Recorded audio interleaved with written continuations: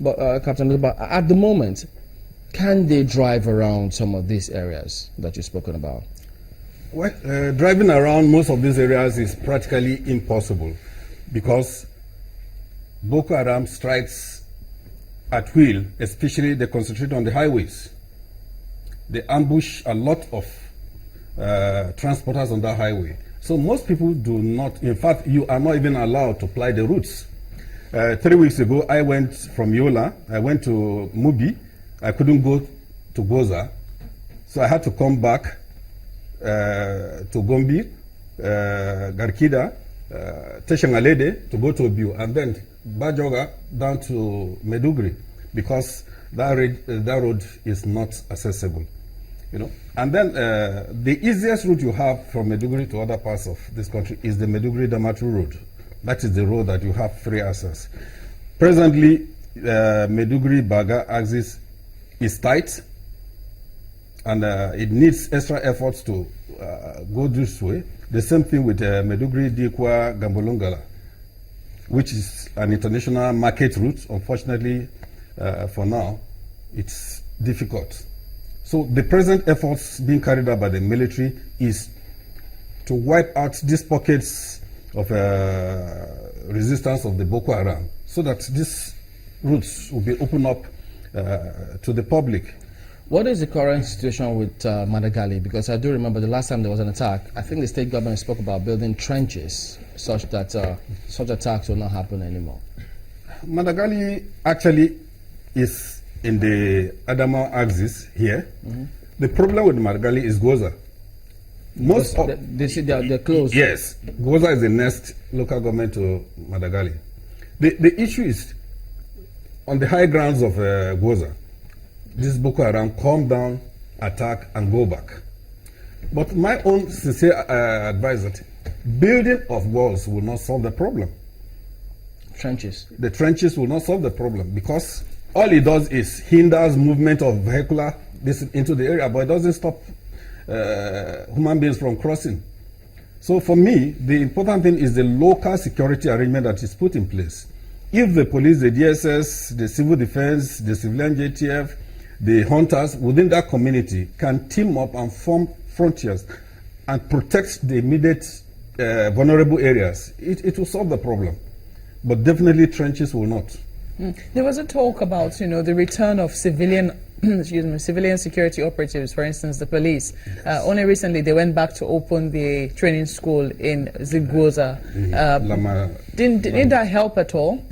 Well, the truth is that the training school is just being on skeletal services for now. It's not fully operational.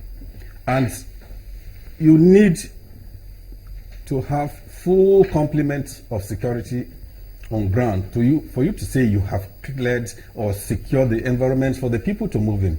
For now, it is not possible. Because the more you encourage the return of these people, the more you encourage Boko Haram to raid them and have more foot soldiers.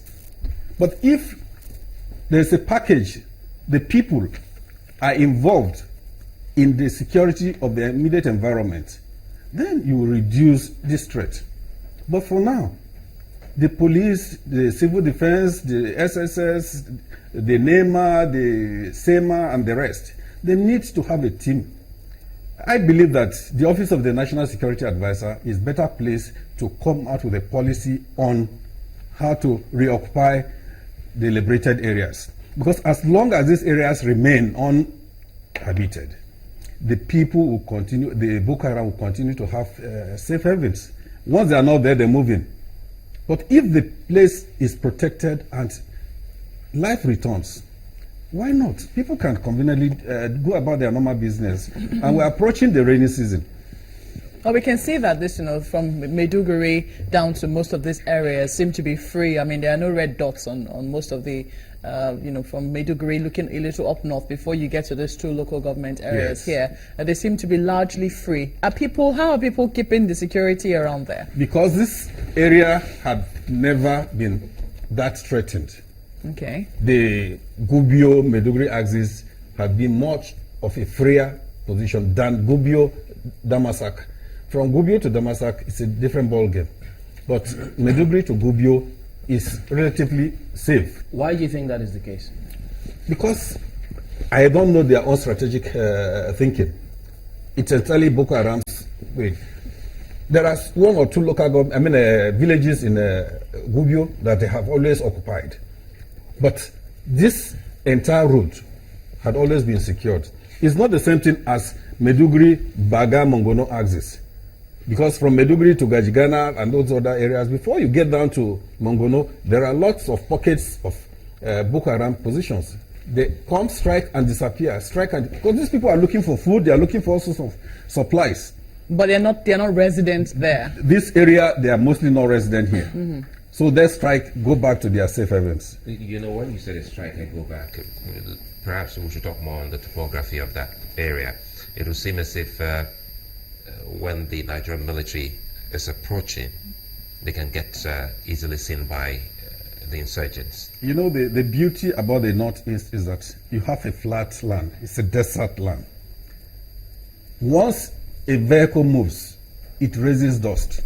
You could see it for hundreds of kilometers. Vehicles are coming. Even when you see one, normally Boko Haram operates in the night, and you see them with just one headlight, a motorbike or something, indicating the route.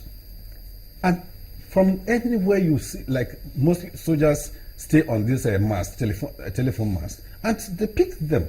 These people are coming from social direction. It's the same thing. When our men are moving, they monitor them. The moment they monitor, the one with the bike will run to the community and say they are coming. Before you know, they've disappeared from that immediate community. So when the troops get to those areas, they don't find them. You see, this is the advantage of having a helicopter gunship. If you have enough helicopters within this theater, you don't have these problems we're having. Because as they are going, the helicopters will always pick them at a long distance and then eliminate them. But we don't just have them. What we have is not sufficient to cater for the needs of the troops in the field. But what about the troop number? Because I'm looking at this very large expanse. It's quite a large. This Borno state is quite big. Do you think that we have enough troops on the ground to even cover it? We don't. We don't have enough troops. We don't have enough troops. We need a lot of troops to actually sort this problem out. Much as we need equipment, we need troops to hold the ground. Yes, you can have 1-2 groups who cause the havoc for you. I mean, your own troops. But at the end of the day, you need a physical occupation of the ground. And that is the beauty of ground troops.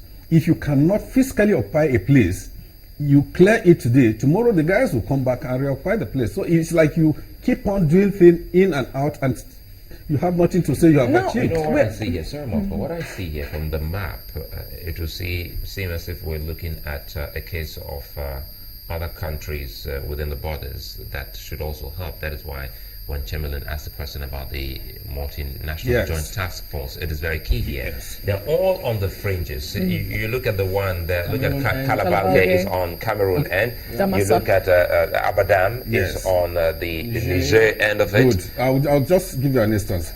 Just this week, 2 or 3 days ago, Kumshe, which is a very important town. How important is Kumshe? It's important because here, if you remember, during the last regime, where we had a tactical withdrawal into Cameroon and then back to Mobi, it's important to us because it's a big town. It's a place that is vital to our own security. The military, in collaboration with the Cameroonian forces, were able to clear up this place 2 days ago, and now they are firmly in control. So that is the essence of the joint multi-task force, multinational task force. They have been active within this area because most of the supplies that the Boko Haram get of late are coming from the Cameroonian axis. They get their food, their fuel, and all these things from this axis. So with this being cut off for now, at least it shows an improvement in the security of that immediate environment. So when we say Konduga seem to be free now. Sorry, Mark. Konduga, well, it depends upon what you mean by Konduga. Konduga as a town, yes, had always been a theater, on and off, but the military had been able to hold that place for this long. But, you know, when you go to Gambalu Dam, off the dam, and you now enter to Sambisa, you have problems. These are You know, when you have these areas like Sojiri, Lukse, Uye, Dafada, all these areas, they have always been our trouble spots. Until now, this place has not been cleared.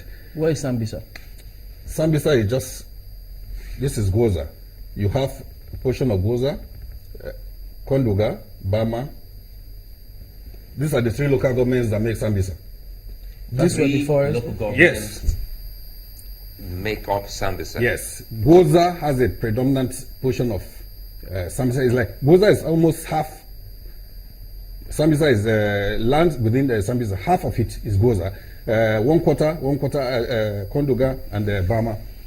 So the Goza, I mean the Sambisa that we've made so much noise about, it's not, for me, it's not an important military location. The only thing is that the fact that we have always believed that the girls, the Chibok girls, are within that periphery of Sambisa. That is why it is important. If not to me, in terms of military significance, compared to the other areas, it is not.